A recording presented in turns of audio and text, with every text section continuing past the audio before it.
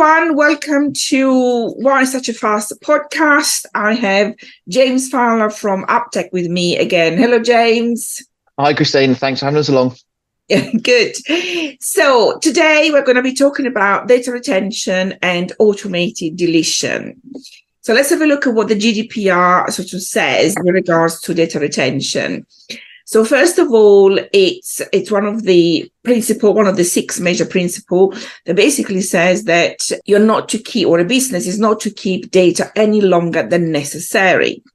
What does that mean? It means that actually it is up to you, the business, to prove that you need to keep it for a certain period of time. So the just in case justification won't work. As while you may be able to keep it longer than 6 years, you won't be able to keep it forever.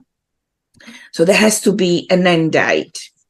Now, I mentioned the 6 years because the Limitation Act allows you to keep the data for that length of time to help you to defend yourself in case of a lawsuit. Unless there is another legal requirement that forces you to keep the data for a specific period of time, then the 6 years is the maximum, really.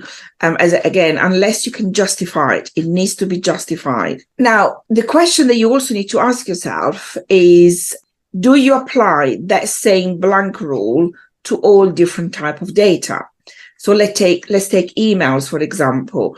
You could have some emails that are more sensitive and confidential than others. So do you apply that one-off rule to everything, or do you need to categorize them and differentiate them? One of the first steps to do is to create a retention policy that basically establishes for the different type of data what is the retention period. So it could be, for example, that at the end of a contract, the data relevant to that client is kept for 6 years, for example, or it could be 3 years, or whatever you seem fit. Now, one thing is to have a policy.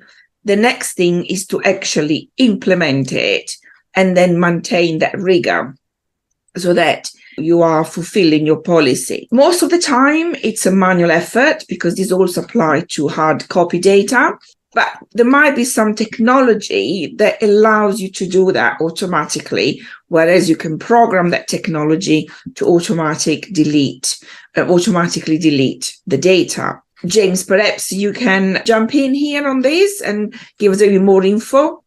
Yeah, no problem at all, Christina. And I think it is very possible now with cloud computing to set rules and guidelines in place for your data as to when it should be deleted and how long you're going to retain the data for. A lot of people still do it very manually at this point, and I think one of the reasons for that is you need to get it right.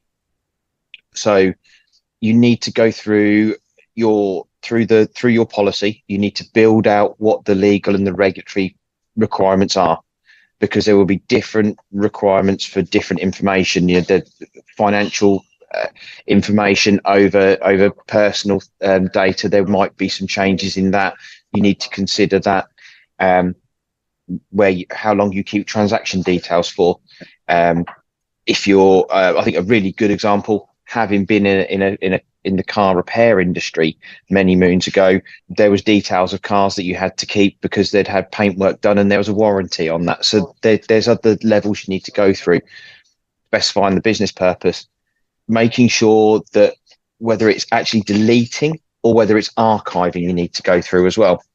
So again, it's those things that you need to make sure of. A lot of people now are no longer just deleting email accounts. We're archiving those instead. So there is a chance to go back and go through those for historical reasons if required. We just need to be careful with that because, again, the retention rules still apply. You cannot keep it any longer than necessary. So if it is archived, but it still retain the data in it, then it needs to be anonymized. If the data is anonymized, then you can keep it forever. Yeah. Because it falls outside of GDPR. But if the data is identifiable, then again, you have to apply that rule and then it needs to be deleted in line with your justification, with your retention. Exactly, and that is something with the in the very back end of the cloud solutions we go through in regards to setting those things up. So there are questions to do and levels of separation, and Yes. it is complicated, but it can make your life very, very easy moving down the line. Yes. And it comes back to backup considerations as well. If you're using a cloud backup solution attached to the likes of Google or Microsoft cloud solutions, it's looking at the backups and what you're doing with those, how long you're retaining those for, what happens to them after that's come to the end of its life. What do you do? So it is a fundamental aspect of the data within your IT infrastructure, and it's just something to go over. The first thing is, though, have that policy in place. So do the due diligence, get the GDPR side done, Yes. and then look at what you do from an IT perspective. Yes, absolutely.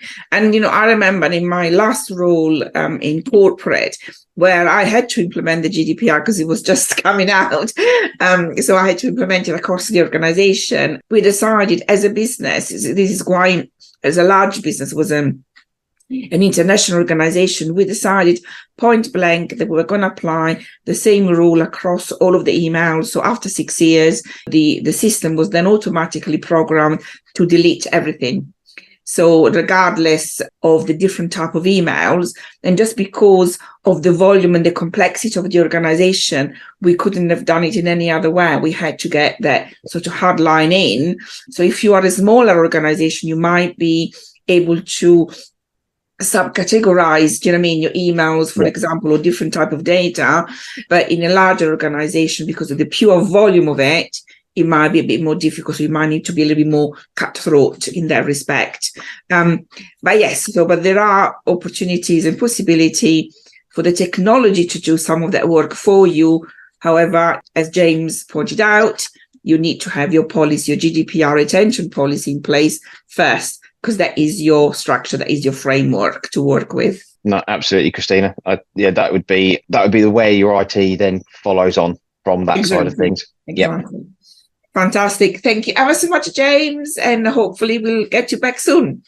See you soon, Christina. Take care. Bye.